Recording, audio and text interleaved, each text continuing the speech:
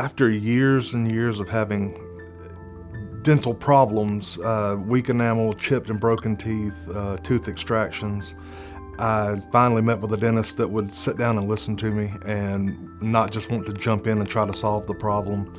And the solution we came up with was getting the dental implants. And so he referred me to Dr. Codelli's practice. I was chipping teeth. I would break teeth while eating something crunchy. My teeth were hypersensitive to cold. I haven't eaten ice cream in 15 years. It was just uncomfortable going through a day. I had to take over-the-counter pain medication, ibuprofen, acetaminophen, and I was taking unhealthy levels of that just to make it through the day because of the tooth pain. It became such a problem that I had extractions in places that my teeth were gapped, and I was uncomfortable in social situations because it was my biggest,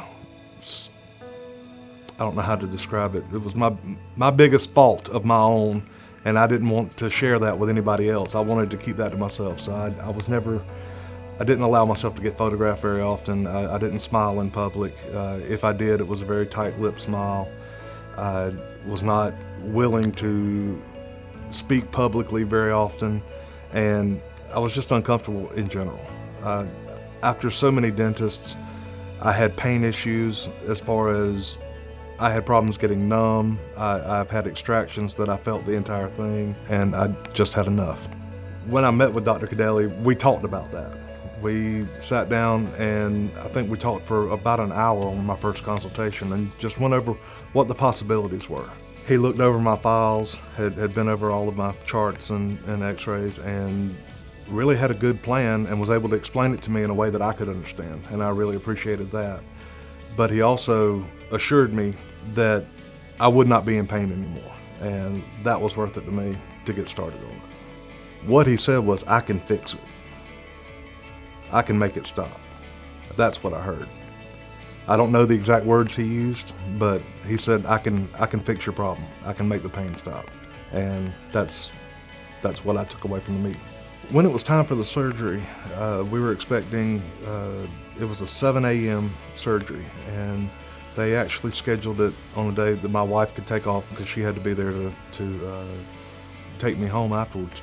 The surgery ran longer. We had some complications, and everything was handled perfectly.